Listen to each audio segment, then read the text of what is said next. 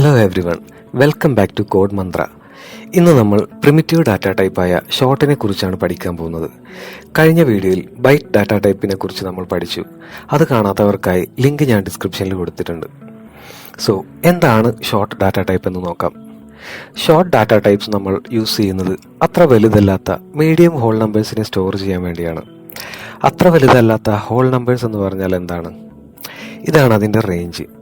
-32,768 തൊട്ട് 32,767 വരെയുള്ള നമ്പേഴ്സാണ്. സോ ഈ നമ്പറിനെ സ്റ്റോർ ചെയ്യാൻ വേണ്ടി ഷോർട്ട് ഡാറ്റ ടൈപ്പ് എടുക്കുന്നത് 2 ബൈറ്റ് മെമ്മറിയാണ്, അതായത് 16 ബിറ്റ്സ്. ഈ റേഞ്ച് എല്ലാവർക്കും മെമ്മറൈസ് ചെയ്തു വെക്കാൻ കുറച്ച് ബുദ്ധിമുട്ടായിരിക്കും. സോ ജസ്റ്റ് 16 ബിറ്റ്സ് ആണെന്ന് ഓർത്തു വെക്കുക. അതിൽ നിന്ന് ഈ റേഞ്ച് എങ്ങനെ കണ്ടുപിടിക്കാമെന്ന് നോക്കാം. ഷോർട്ട് യൂസ് ചെയ്യുന്നത് 16 ബിറ്റ്സ് ആണ്. സോ 2⁻16 നമുക്ക് 65,536 കിട്ടി. സോ ഷോർട്ട് ഡാറ്റ ടൈപ്പിൽ ഇത്രയും നമ്പേഴ്സ് ഉണ്ട് ടോട്ടൽ. ഷോർട്ട് എന്നത് ഒരു സൈൻഡ് ഇൻറ്റീജർ ടൈപ്പാണ്. ഒന്ന് ഈസി ആയി പറഞ്ഞാൽ ഈ 65,536ന്റെ പകുതി പോസിറ്റീവ് നമ്പേഴ്സും പകുതി നെഗറ്റീവ് നമ്പേഴ്സുമാണ്. സോ നമുക്കിത് ഡിവൈഡഡ് ബൈ 2 ചെയ്ത് നോക്കാം. ഇപ്പോൾ നമുക്ക് 32,768 കിട്ടി. സോ ഷോർട്ടിൽ 32,768 നെഗറ്റീവ് നമ്പേഴ്സും സെയിം തന്നെ പോസിറ്റീവ് നമ്പേഴ്സും ഉണ്ട്. അപ്പോൾ എന്താണ് ഇവിടെ പോസിറ്റീവ് റേഞ്ചിൽ 32,767 വരുന്നത്? കാരണം 0 ഒരു പോസിറ്റീവ് നമ്പറാണ്.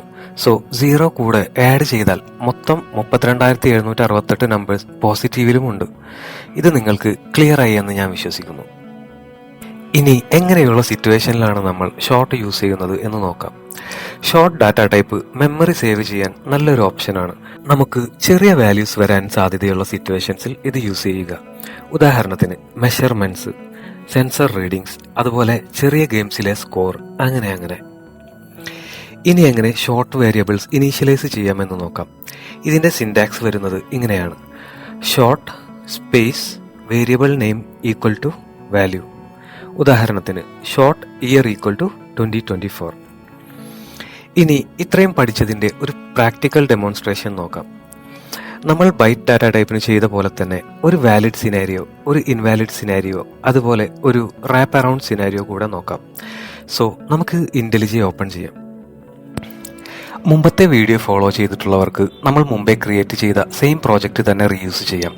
അല്ലാത്തവർക്കായി എങ്ങനെ ഇന്റലിജി ഉപയോഗിച്ചുകൊണ്ട് ഒരു ജാവ പ്രോജക്റ്റ് ക്രിയേറ്റ് ചെയ്യാം എന്നൊരു വീഡിയോ ഞാൻ ക്രിയേറ്റ് ചെയ്തിട്ടുണ്ട്.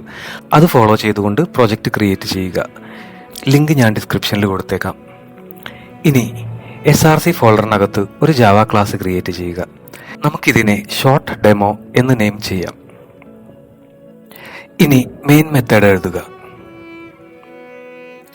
എന്നിട്ട് മെയിൻ മെത്തേഡിനകത്ത് ബാക്കി കോഡ് എഴുതാം.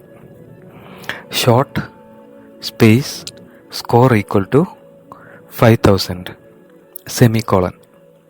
ഇനി ഇത് പ്രിന്റ് ചെയ്യണം. അതിനായി system dot out dot println ബ്രാക്കറ്റ്സിനകത്ത് സ്കോർ ദെൻ സെമിക്കോളൻ. ഇനി നമുക്ക് കോഡ് റൺ ചെയ്യാം.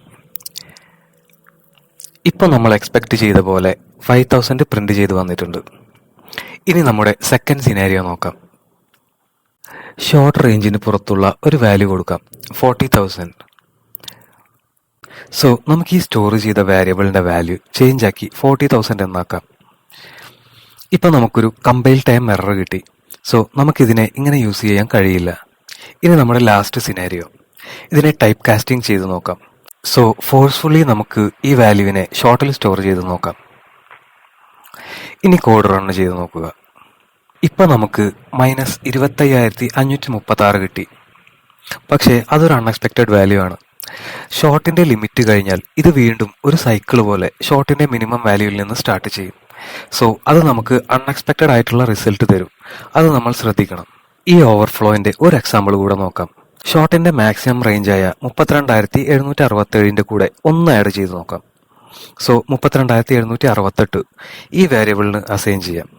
സോ ഇത് ഓവർഫ്ലോ ആയിട്ട് സൈക്കിൾ പോലെ വീണ്ടും മിനിമം വാല്യൂവിൽ നിന്ന് സ്റ്റാർട്ട് ചെയ്യും. മിനിമം വാല്യൂ എന്നത് -32,768 ആണ്. നമുക്കിവിടെ ഒരു നമ്പർ മാത്രമേ ഓവർഫ്ലോ ഉള്ളൂ. സോ ഇത് -32,768 എന്ന് പ്രിന്റ് ചെയ്യണം. സോ നമുക്ക് ഈ കോഡ് ഒന്ന് റൺ ചെയ്ത് നോക്കാം.